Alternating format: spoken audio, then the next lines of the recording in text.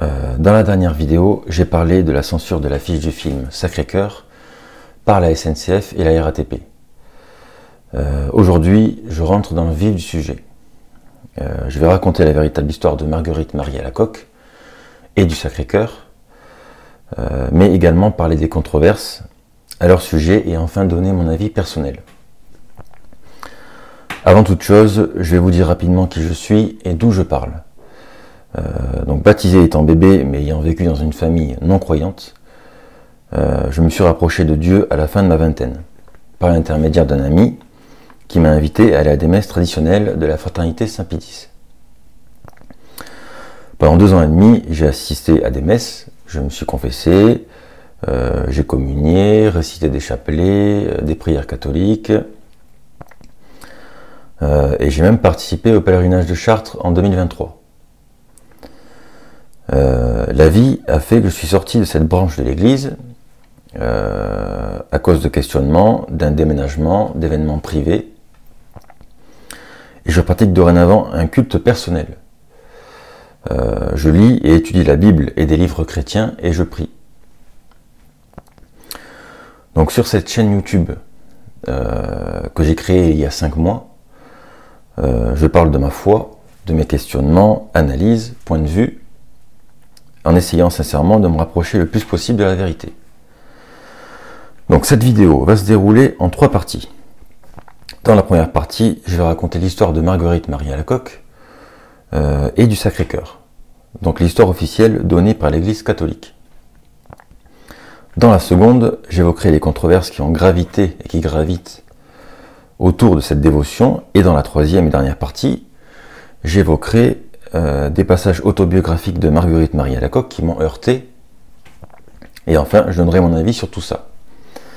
Donc un grand merci pour la dernière vidéo, qui a comptabilisé un nombre record de vues, de j'aime, de commentaires, de partages, et qui a amené de nombreux abonnés. La chaîne a dépassé le seuil des 100 abonnés, et donc vous êtes actuellement 103. Donc merci du fond du cœur. Et donc c'est parti, la vidéo commence. Donc je vais commencer à parler donc de la version officielle de l'Église catholique. Et donc si la vidéo vous plaît, pareil, n'hésitez pas à vous abonner, à aimer, commenter, partager les vidéos et à la regarder en entier si vous voulez savoir le fond de ma pensée et connaître tous les points que j'évoque. Donc Marguerite Marie Alacoque, née le 22 juillet 1647 dans le petit village de Vérovre, en Bourgogne. Elle grandit dans une famille croyante, mais marquée par la douleur. La mort de son père, des disputes familiales, la maladie, mais malgré tout ça, la jeune Marguerite Marie se montre douce, généreuse et profondément tournée vers Dieu. Dès l'enfance, elle ressent un fort appel à la prière et à la dévotion, mais à 11 ans, une paralysie la cloue au lit pendant plusieurs années. Elle souffre, elle prie et promet à la Vierge Marie: si je guéris, je me consacrerai à Dieu. Et contre toute attente, elle guérit. Cette guérison, pour elle, est un signe du ciel. Elle décide alors de consacrer toute sa vie au Christ. À 24 ans, Marguerite Marie entre au monastère de la Visitation. Apparaît le monial. La vie au couvent est rude. Silence, prière, obéissance, pauvreté. Mais elle l'accepte avec joie. Car elle veut aimer Jésus de tout son cœur. Entre 1673 et 1675, Marguerite Marie vit plusieurs apparitions du Christ. Elle voit Jésus, son cœur ouvert, entouré d'épines et surmonté d'une croix. Jésus lui dit: voici ce cœur qui a tant aimé les hommes et qui n'en reçoit qu'ingratitude et oubli. Il lui demande de faire aimer son cœur et d'instituer une fête du Sacré-Cœur pour réparer les offenses faites à son amour. Au début, personne ne la croit. Mais elle rencontre le père Claude Lacolombière, un jésuite, qui devient son soutien spirituel. Grâce à lui, le message du Sacré-Cœur commence à se répandre. Marguerite Marie vit dans l'humilité et la prière. Elle offre ses souffrances, écrit ses expériences mystiques et continue d'appeler les âmes à l'amour du cœur de Jésus. Elle meurt le 17 octobre 1690 à 43 ans, dans une paix profonde, après avoir murmuré « Je n'ai plus rien à dire que Jésus seul ». Après sa mort, son message continue de grandir. Les jésuites propagent la dévotion au Sacré-Cœur dans le monde entier. En 1765, le pape autorise la fête du Sacré-Cœur. En 1856, elle devient universelle. Et en 1920, Marguerite Marie est canonisée. Donc les catholiques l'appellent maintenant Sainte Marguerite Marie Alacoque. Le Sacré-Cœur, c'est le symbole de l'amour donc infini de Dieu pour les hommes. Un cœur blessé, mais toujours ouvert. Un cœur qui pardonne, qui console et qui attend. Marguerite Marie nous rappelle que Dieu n'est pas un juge sévère, mais un cœur brûlant de tendresse. Son message est simple, aimez et laissez-vous aimer. Aujourd'hui encore, la dévotion au Sacré-Cœur unit des millions de croyants à travers le monde.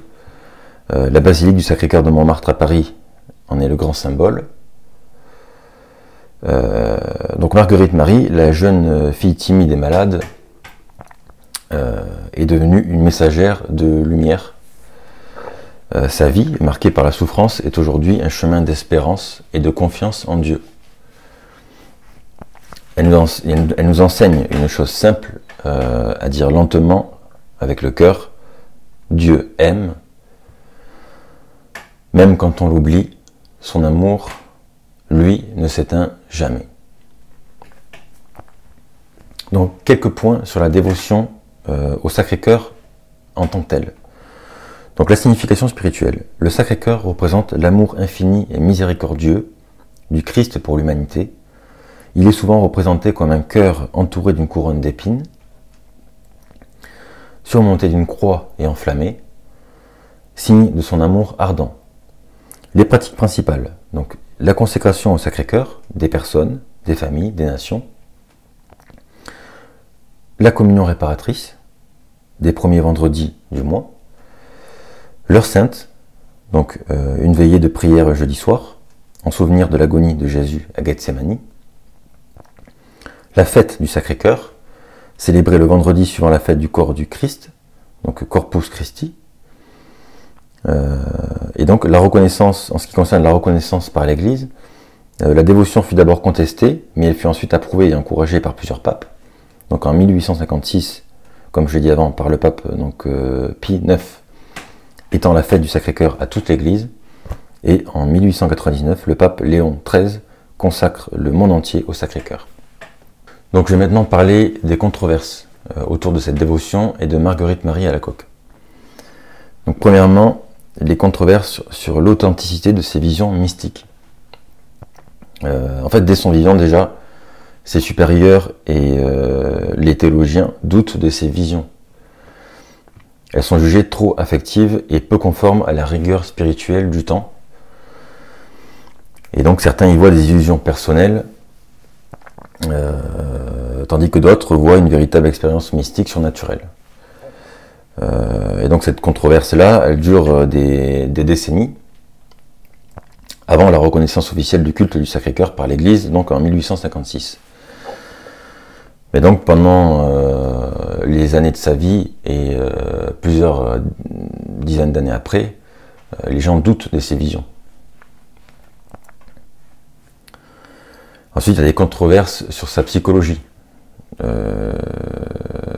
Donc sur sa santé fragile, elle était très fragile physiquement. C'est pour ça aussi qu'elle est rentrée dans un monastère de visitandines, ne pouvant pas rentrer dans un monastère dit normal.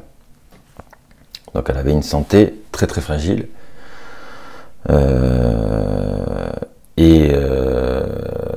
donc certains parlent d'hystérie, et qui aurait été exacerbée par les souffrances qu'elle s'infligeait elle-même, par le fait qu'elle mangeait très peu, souvent, et par la rudesse de sa vie qu'elle s'infligeait elle-même. Donc Marguerite Marie souffrait d'une santé très fragile et de crises physiques violentes. Des médecins et psychologues du 19e et 20e siècle, influencés par Charcot ou Janet, ont vu dans ces visions des signes d'hystérie religieuse ou de troubles psychosomatiques. Les spécialistes modernes, eux, nuancent. Ils parlent d'une hypersensibilité mystique propre au contexte baroque et non d'une maladie. Sa souffrance devient un langage spirituel, une manière d'exprimer l'amour de Dieu à travers le corps. Donc il y a une controverse par rapport à ça, par rapport à sa santé physique et mentale. Et donc oui, souvent elle ne mangeait pas, elle se maltraitait, etc. Donc ça aurait exacerbé tout ça. Et certains disent que ces visions, etc., ça vient de sa psyché, de son mental, qui était instable. Ensuite, il y a des controverses sur la souffrance et la mortification. Donc, Marguerite Marie pratiquait des mortifications sévères, des jeûnes, des flagellations, des veilles. Et après, je viendrai sur des passages que j'ai relevés en lisant son autobiographie. Donc c'est son autobiographie officielle. Donc c'est la vie de Sainte Marguerite Marie Alacoque de l'ordre de la Visitation Sainte Marie. Donc c'est du monastère où elle était, à Paray-le-Monial, et c'est sa biographie officielle. Donc il y a ses textes à elle, et c'est compté par une sœur ou une mère, je ne sais plus si je l'ai noté. En tout cas, c'est le manuscrit original de l'autobiographie de la Sainte, écrite par ordre du père Rollin, donc un jésuite, son directeur, pendant les années 1685 et 1686. Et donc je reviendrai après sur ça. J'ai lu donc pendant les 2 semaines dernières ce livre, et j'ai relevé tous les passages qui m'ont heurté, quoi, et qui sont à relever, et qui vont un petit peu étayer ces controverses. Voilà. Donc des controverses sur la souffrance et la mortification. Donc elle pratiquait des mortifications sévères. Certains y voient une dérive ascétique nourrie par une spiritualité du sacrifice. D'autres défendent une vision théologique cohérente. La souffrance n'était pas une punition, mais un acte d'amour et de réparation uni à la passion du Christ. Donc voilà, il y en a qui vont dire que c'était, concernant les souffrances et les mortifications, quelque chose d'absolument indécent et incorrect, et n'étant pas la volonté de Christ. D'autres, au contraire, y voient un acte d'amour et de réparation, et donc uni à la passion du Seigneur.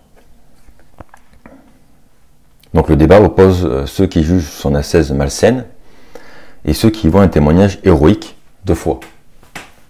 Ensuite, il y a des controverses théologiques, donc par rapport au sens du Sacré-Cœur. Le culte du Sacré-Cœur a d'abord été contesté pour son caractère émotionnel et sentimental. Les jansénistes, partisans d'une foi austère, ont rejeté cette dévotion, jugée trop affective et indigne de Dieu. Les jansénistes, pour situer un peu, c'est un mouvement de monsieur Jansen, qui pensait que les gens étaient sauvés sans leur volonté propre. En fait, eux, ils pensent que Dieu, de tout temps, a prédéfini, avant l'existence de chacun d'entre nous, qui serait sauvé et qui ne le serait pas. Et donc les grâces qu'on recevrait ne pourraient pas être le fruit de nos œuvres, de notre conversion vers lui, mais c'est quelque chose qui est prédéfini par lui et qui est immuable. Donc lui, il reçoit les grâces parce qu'il est sauvé, il est choisi par Dieu, lui non, lui oui, voilà. C'est le jansénisme. Donc les jansénistes partisans d'une foi austère ont rejeté cette dévotion, jugée trop affective et indigne de Dieu. Mais les jésuites et les défenseurs du culte ont au contraire vu dans le cœur de Jésus un symbole profond de la miséricorde divine. Donc cette opposition marque l'un des plus grands conflits spirituels du XVIIe siècle. Ensuite, il y a des controverses historiques et politiques. Donc, par rapport à la demande au roi Louis XIV. Donc, selon la tradition, Marguerite Marie aurait reçu du Christ la mission de demander à Louis XIV de consacrer la France au Sacré-Cœur. Or, aucune preuve historique directe ne confirme que cette lettre ait été réellement transmise au roi. Pour certains historiens, il s'agit d'une légende pieuse inventée après coup. Pour d'autres, elle exprime un message prophétique, soumettre la royauté humaine à la royauté divine. Au XIXe siècle, cette idée inspirera la consécration nationale et la construction du Sacré-Cœur de Montmartre. Donc voilà, il y aurait en fait pas de preuves comme quoi Marguerite Marie aurait fait cette demande au roi. Et j'ai fait quelques recherches sur internet et en fait il y aurait quelques écrits, mais ce seraient des écrits tardifs qui n'auraient pas été écrits de la main même de Marguerite Marie et qui auraient été écrits 150 ans plus tard ou à quelque chose près après, quoi. Donc il y a très peu de preuves de ça. Certains disent que c'est vrai et recevable puisque Louis XVI a ensuite accédé à la demande. Mais bon, après ça peut être quelque chose qui a été... Des fois il y a des idées comme ça qui sont propagées au début et qui sont fausses et qui après prennent de l'ampleur. Et on pourra peut-être jamais vraiment le savoir, mais... Donc voilà, il y a une controverse par rapport à ça. Donc est-ce que ça a été vraiment demandé au roi ou non? Apparemment, il n'y a pas trop de preuves. Moi, pour l'instant, j'en ai pas trouvé. Ensuite, il y a des controverses spirituelles. Donc sur l'amour, la réparation et la culpabilité. Donc certains théologiens modernes reprochent au message du Sacré-Cœur un accent trop culpabilisant. Donc Jésus blessé qui réclame réparation. Donc là, pareil, j'ai relevé dans l'autobiographie des passages où Jésus est, c'est vrai, culpabilisant, sévère, dur. Il demande une réparation par la douleur, par la souffrance. Donc il y a des controverses par rapport à ça. Donc voilà, et donc d'autres, ils voient au contraire une révélation d'amour infini, une invitation à la miséricorde. Et le débat porte donc sur la tonalité du message, amour compatissant ou culte de la douleur. Aujourd'hui, la théologie contemporaine privilégie une lecture positive centrée sur l'amour universel du Christ. Ensuite, il y a des controverses sur l'héritage et la récupération du culte. Donc après sa mort, le culte du Sacré-Cœur est devenu un symbole politique. Au XVIIIe siècle, il est combattu par les Lumières et la Révolution, donc ça n'a rien d'étonnant. Parce que c'est le catholicisme en lui-même qui avait été attaqué, et Christ. Et au XIXe siècle, il devient un signe royaliste et nationaliste, notamment lors de la construction du Sacré-Cœur de Montmartre. Et donc des historiens reprochent à cette récupération d'avoir détourné le sens spirituel du message initial de Marguerite Marie et d'avoir été utilisé à des fins politiques pour la France. Donc voilà, donc les controverses autour de Sainte Marguerite Marie Alacoque montrent la complexité de son héritage, tour à tour jugée hystérique, visionnaire, fanatique ou prophète. Elle reste une figure clé de la mystique chrétienne, malgré tout et évidemment. Ses visions, sa théologie de la souffrance et son culte du Sacré-Cœur ont divisé savants et croyants, mais tous reconnaissent la profondeur, mine de rien, spirituelle et la cohérence intérieure de sa foi. Ça, c'est indéniable.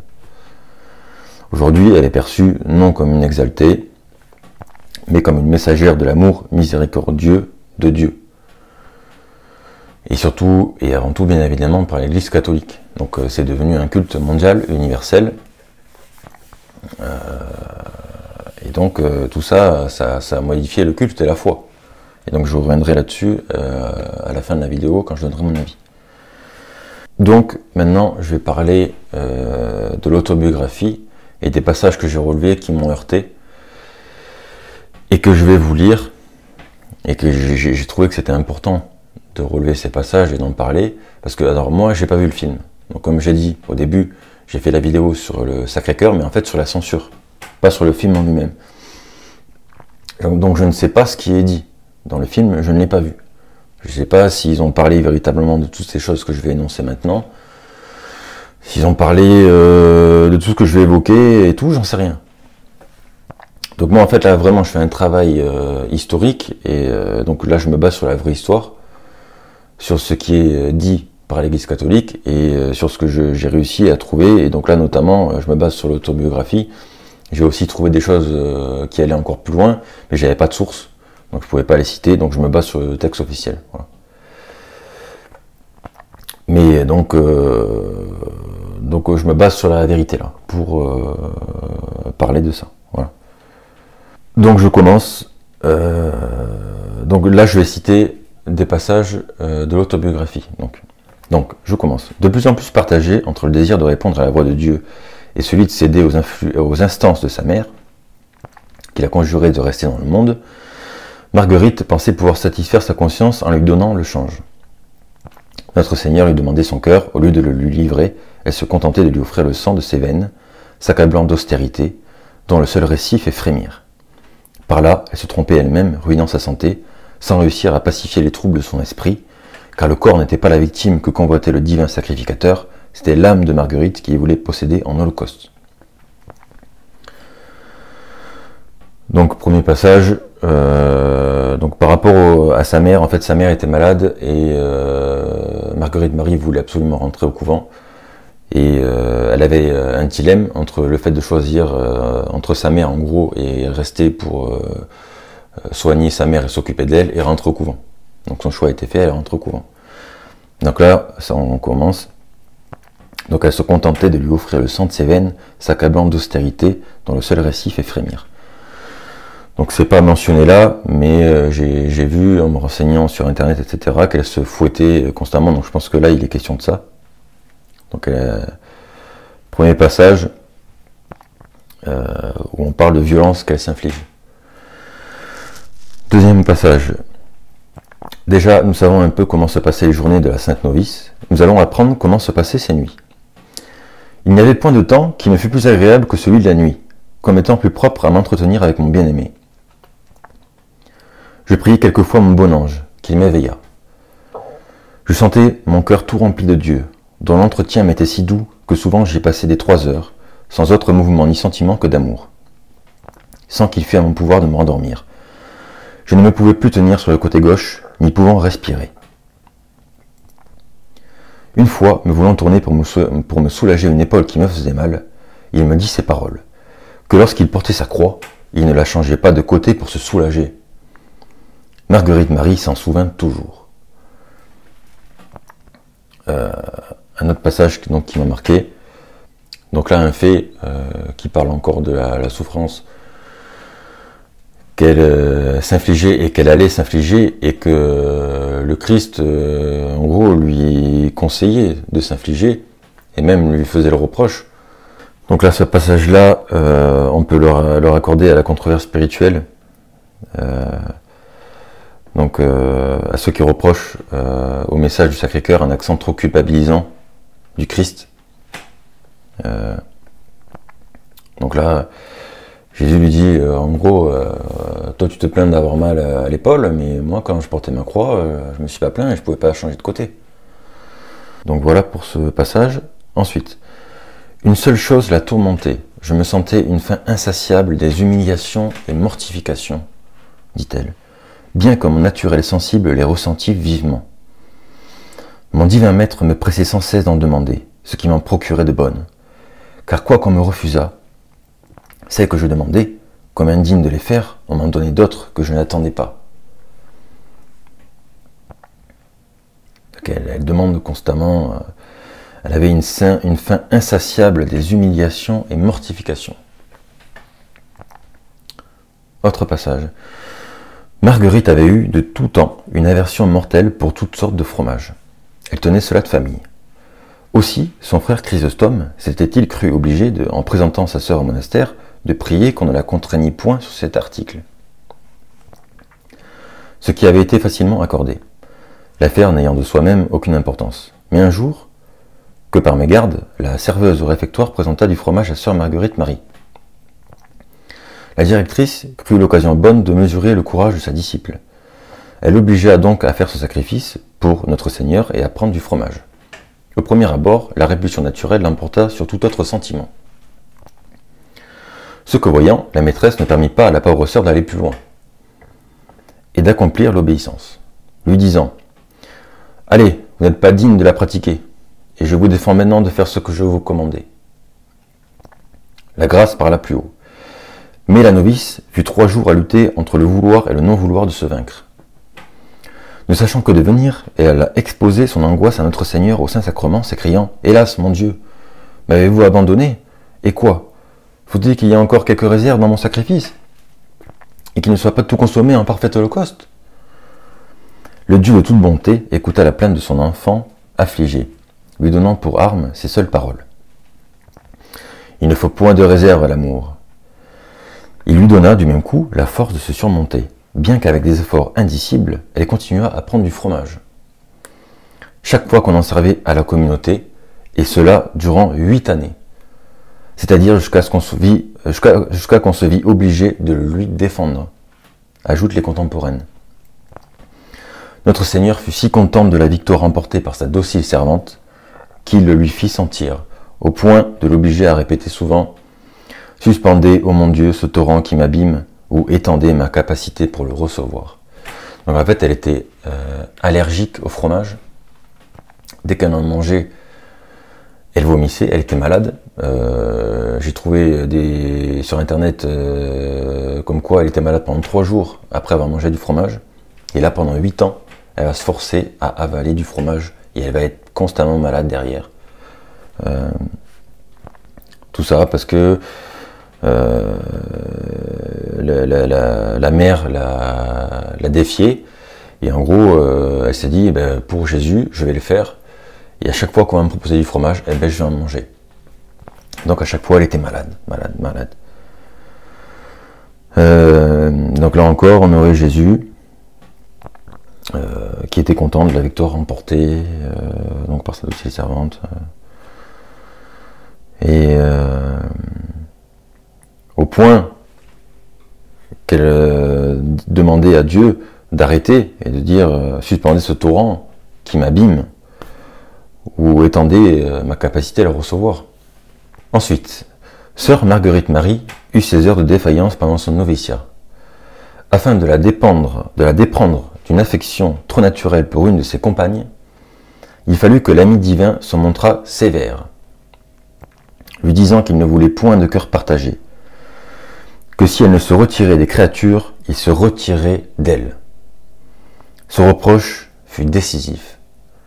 Mais en cette circonstance, celui qui se nomme un Dieu jaloux avait dû attendre quelques mois avant de triompher des résistances de cette nature aimante.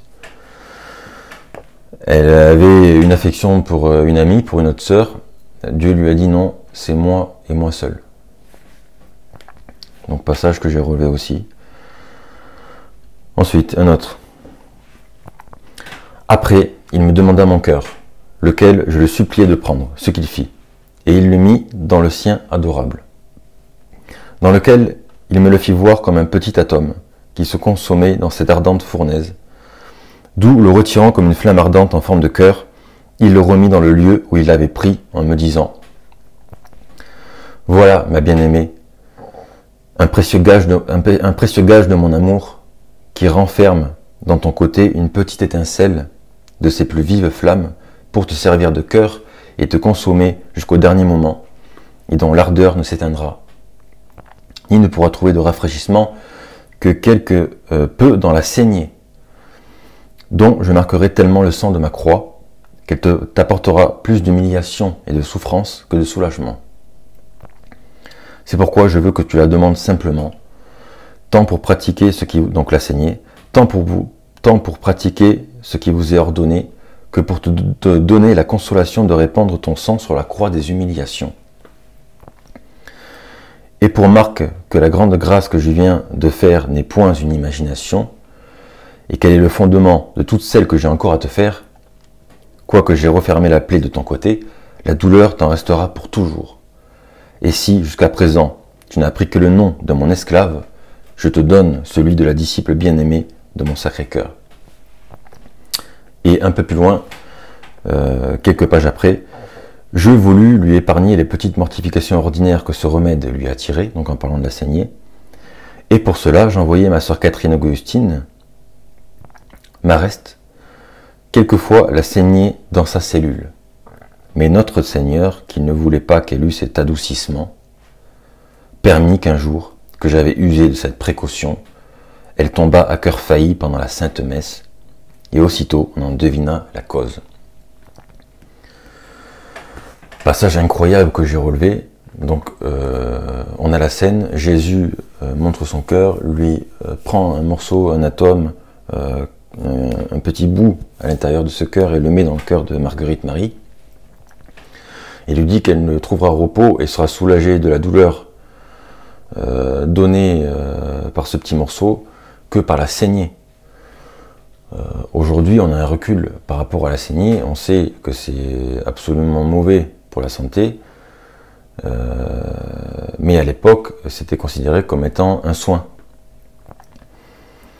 Et donc là, je trouve ça incroyable que Jésus, le maître de tout, le Dieu de l'univers, dise à Marguerite Marie qu'elle serait soulagée de cette douleur par la saignée. En plus, il lui demande de ne pas justement beaucoup la pratiquer, cette saignée, pour ne pas qu'elle soit soulagée.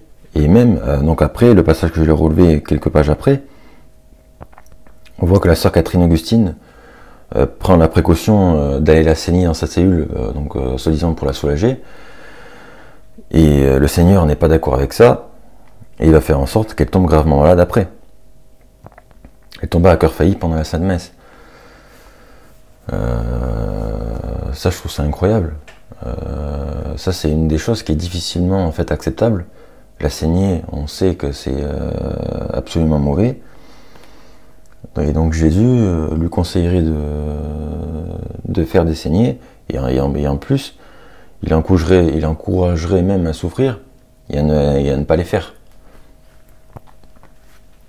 Donc passage qui m'a heurté, que j'ai relevé. Je continue. La jeune Marie Chevalier de Montrouan a parfois la curiosité de l'observer en oraison et court avertir les autres de venir voir comme leur sainte priait Dieu. La même s'aperçoit que leur maîtresse vit de mortification plus que tout le reste. Et elle lui envoie faire des actes héroïques. Entre autres, un jour où elle la surprend à lécher un ulcère survenu au pied d'une de ses petites compagnes. Ça se passe de commentaires.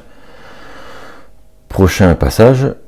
Avec son habituelle simplicité, la sainte poursuit. Et pendant tout ce temps, je ne me sentais pas, ni ne savais plus où j'en étais, lorsqu'on me vint retirer de là. Et voyant que je ne pouvais répondre, ni même me soutenir qu'avec grand-peine, l'on me mena à notre mère, laquelle, me trouvant comme tout hors de moi-même, toute brûlante et tremblante, me jetant par terre à genoux, où elle me mortifia et humilia de toutes ses forces, ce qui me faisait un plaisir et me donnait une joie incroyable. Car je me sentais tellement criminel et rempli de confusion que quelque rigoureux traitement qu'on m'eût pu faire, il m'aurait semblé trop doux.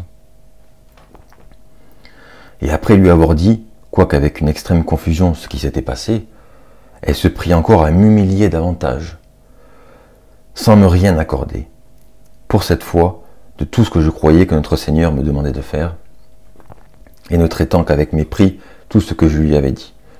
Cela me consola beaucoup, et je me retirai avec une grande paix. Cet aveu fait, elle reprend, et le feu qui me dévorait me jeta d'abord dans une grande fièvre continue. Mais j'avais trop de plaisir à souffrir pour m'en plaindre, n'en parlant point jusqu'à ce que les forces me manquèrent. Que le médecin connut qu'il y avait fort longtemps que je la portais, et elle me dura encore plus de 60 accès. Et jamais je n'ai tant senti de consolation, car tout mon corps souffrant d'extrême douleur, cela soulageait un peu l'ardente soif que j'avais de souffrir. Car ce feu dévorant ne se nourrissait ni contentait que du bois de la croix, de toutes sortes de souffrances, mépris, humiliation et douleur. Et jamais je ne sentais de douleur qui pût égaler celle que j'avais de ne pas assez souffrir. L'on croyait que j'en mourrais.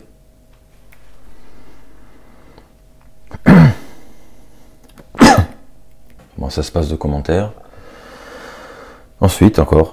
En ce temps-là, l'humble sœur était de nouveau aide à l'infirmerie. J'étais si fort douillette, écrit-elle, que la moindre saleté me faisait bondir le cœur.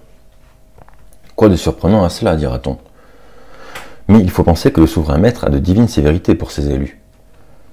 Or, il reprit si fortement sa généreuse disciple de ce mouvement instinctif de répulsion, que, pour se punir elle-même et sans consulter la raison, elle absorba spontanément le vomissement d'une malade qu'elle soignait. En cette circonstance, elle obéissait à l'impétuosité de son amour pour notre Seigneur, alors tout lui devenait expédient. Si j'avais 1000 corps, 1000 amours, 1000 vies, je les immolerais pour vous être asservis, disait-elle à son bien-aimé. Il ne fut pas longtemps à lui prouver combien il avait béni la violence qu'elle s'était faite. Donc il est d'accord et il approuve ça.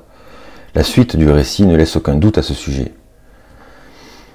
Et lors, je trouvais tant de délices dans cette action que j'aurais voulu en rencontrer tous les jours de pareil, pour apprendre à me vaincre et n'avoir que Dieu pour témoin.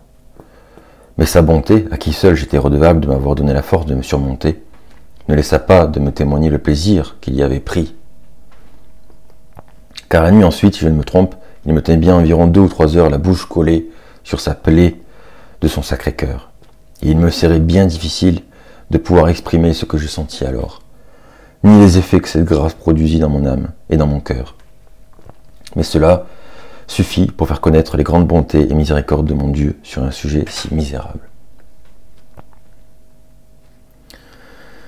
Je continue. Une fois qu'elle s'était encore laissée aller à quelques soulèvements de cœur à servant une malade, notre Seigneur renouvela sa réprimande intérieure, mais avec une telle autorité que n'importe quoi paraissait plus supportable à sœur Marguerite Marie que d'avoir mécontenté son Dieu. Afin de réparer sa faute, elle se livra sur le champ à un acte si répugnant pour la nature que personne au monde n'aurait pu le conseiller, ni le permettre.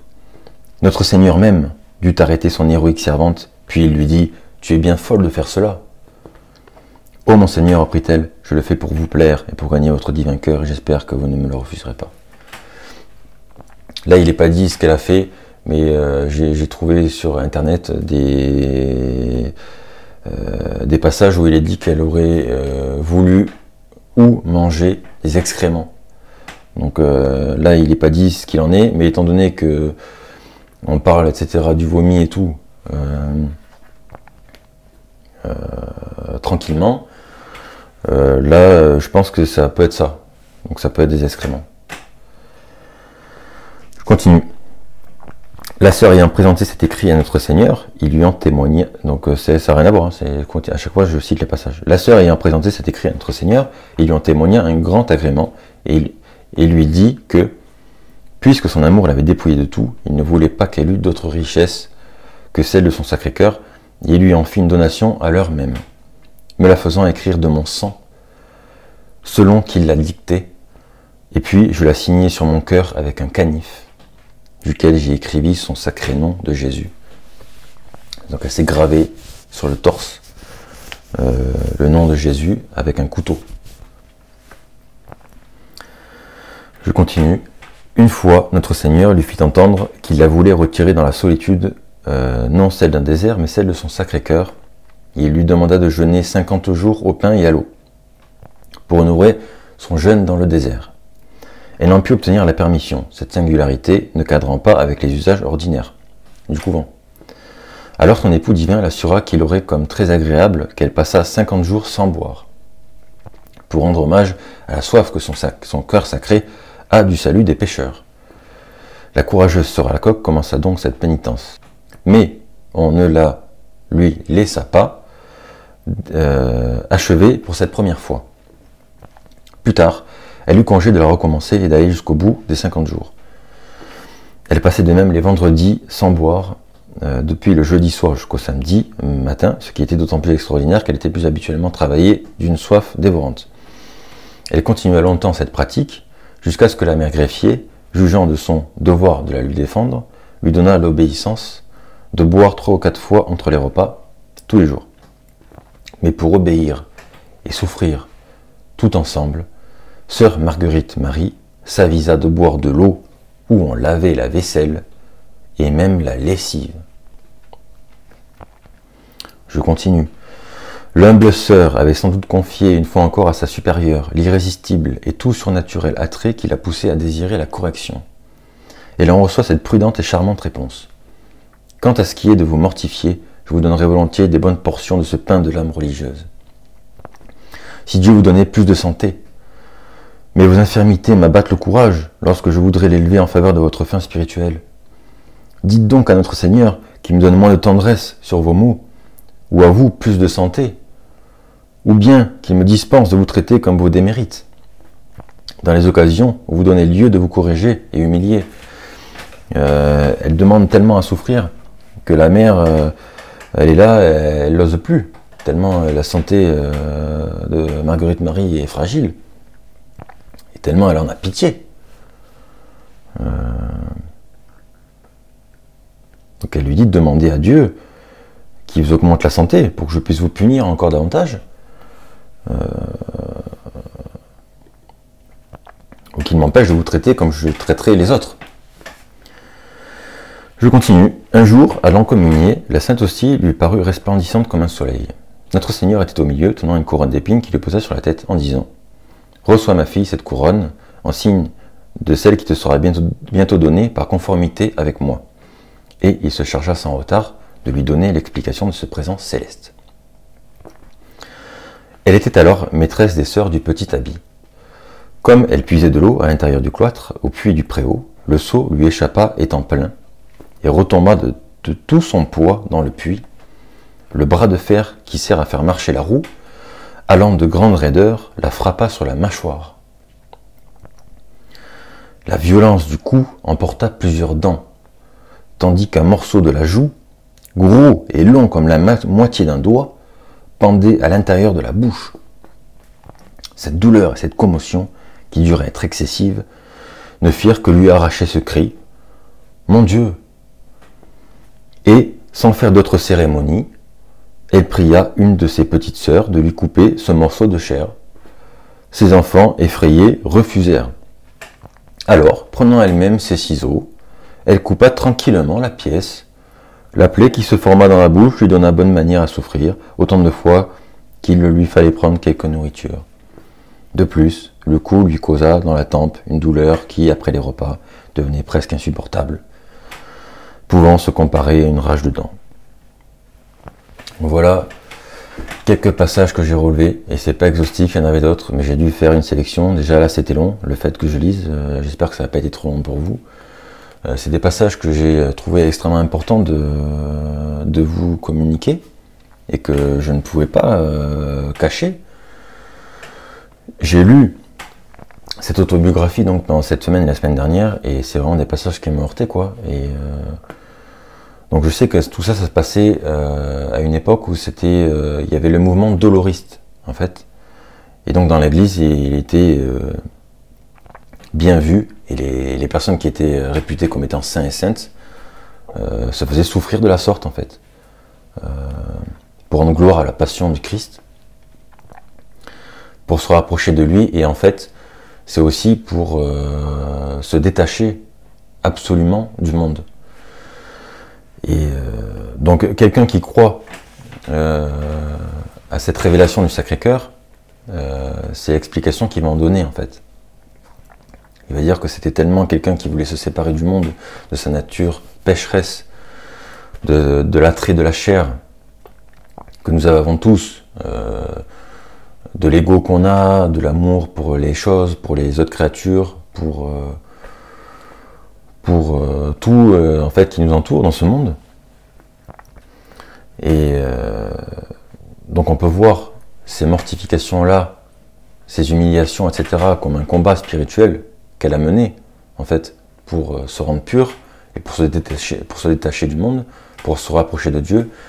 Et en fait, c'est parce qu'elle aurait fait toutes ces choses et que donc c'était une âme pure et complètement défaite de la vie terrestre, que Dieu l'a choisie et se serait révélé à elle.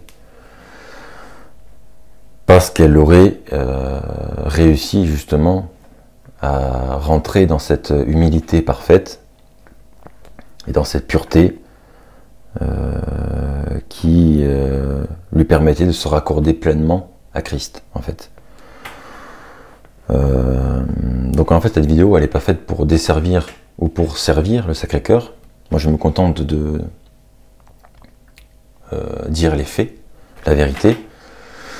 Et donc comme je l'ai dit au début de la vidéo, moi je suis catholique à la base, et en fait, donc moi j'en suis sorti, mais là le fait d'avoir relu des écrits comme ça catholiques, ça m'a donné envie, je m'en cache pas, un peu de me replonger un peu dans ce monde catholique. Et c'est vrai que l'église catholique c'est merveilleux parce que c'est quelque chose qui est clé en main, qui a 2000 ans de vécu. Et donc c'est tout un monde à part entière en fait. C'est des prières, c'est des dogmes, des dévotions, de la littérature, de la musique, des églises, des cathédrales. C'est tout un monde en fait. Et, donc là on pense aussi aux statues catholiques, aux belles statues. Aux portraits, aux tableaux de saints, de Marie, etc. Donc ça m'a fait un peu replonger là-dedans. Et donc je suis pas convaincu d'être dans la bonne voie là actuellement avec ce que je fais, en étant dans ma foi, moi de mon côté, avec ma Bible et simplement mes livres, mes prières.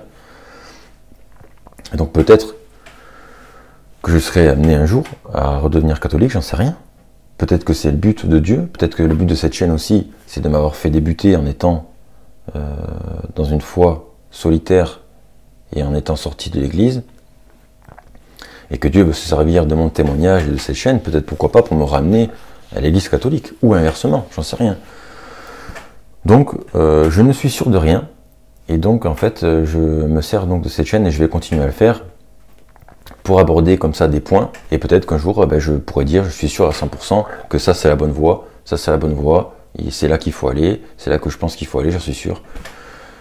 Et donc je vais continuer ce cheminement, et donc voilà, je répète que si tu es catholique, protestant, orthodoxe, etc., je ne reviens pas sur ce que j'ai dit, évidemment, sur le fait que l'église c'est avant tout une église des hommes, et donc je considère toujours que l'église c'est l'ensemble des croyants de toutes les églises, enfin dans toutes les églises, sans pour forcément qu'il y ait une église à proprement parler qui soit le chemin.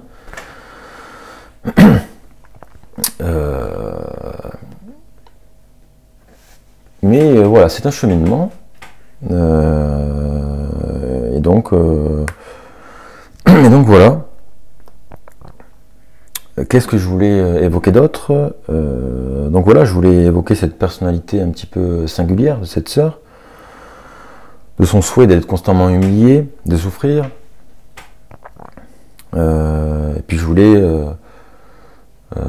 parler véritablement de ce qu'est donc cette dévotion du Sacré-Cœur. Voilà. Donc là, je pense qu'on a fait le tour. Donc moi, il y a quelque chose en fait qui m'a un peu dérouté dans cette dévotion. Ça c'est ma vision personnelle avant que je me renseigne davantage. En fait moi ce qui me posait question au début, c'est qu'en fait cette vision elle tient sur une seule personne en fait seulement. Et une seule personne qui a la santé fragile et qui se mortifiait à outrance, qui ne mangeait pas, qui se privait de boire, qui souffrait, qui était constamment malade.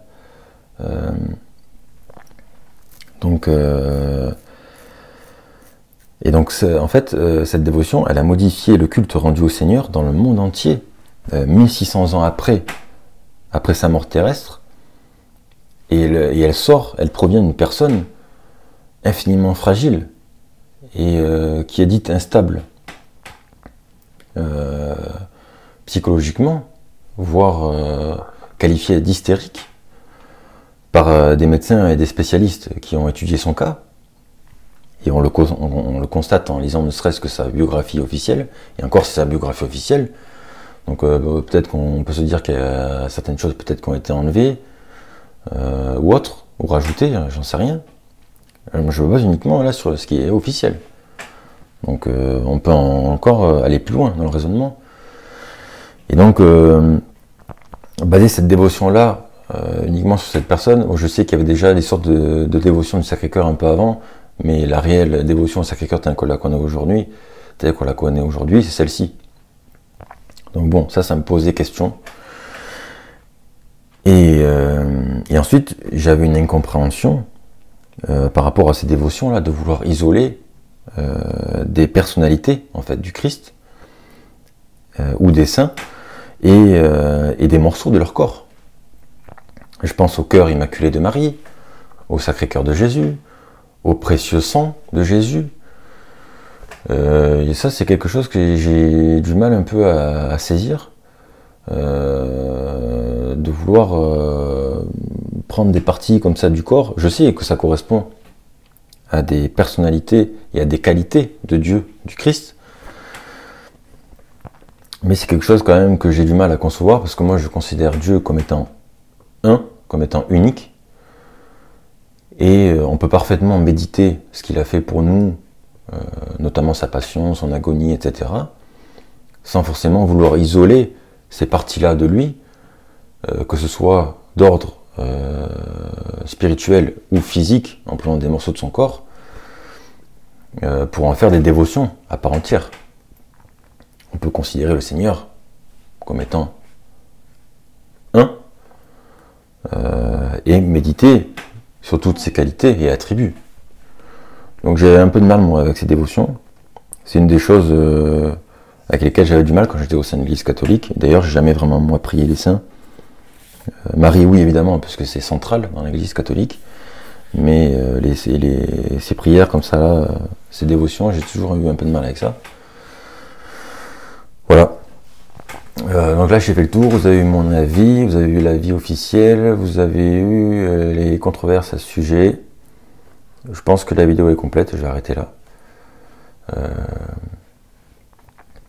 Donnez vos avis, n'hésitez pas à mettre des commentaires pour donner votre avis à vous, personnel, sur la question. Ce que vous pensez à vous, si vous croyez à cette dévotion, si vous la pratiquez, si vous trouvez que oui, c'est quelque chose qui vient bien de Dieu, ou au contraire que non. Donnez vos avis, c'est très important. Partagez la vidéo pour faire connaître aussi la vérité aux autres, et pour m'aider à propager ces vidéos et la chaîne. J'espère que la vidéo donc vous a plu, que vous avez passé un bon moment. Et je vous dis à la semaine prochaine, peut-être à la semaine prochaine ou peut-être dans 2 semaines, parce que là, si vous avez vu, la semaine dernière, j'ai pas publié de vidéo, parce que ça m'a pris un temps fou en fait de me poser là-dessus, de lire les textes, de rechercher sur internet et tout, et dans des livres.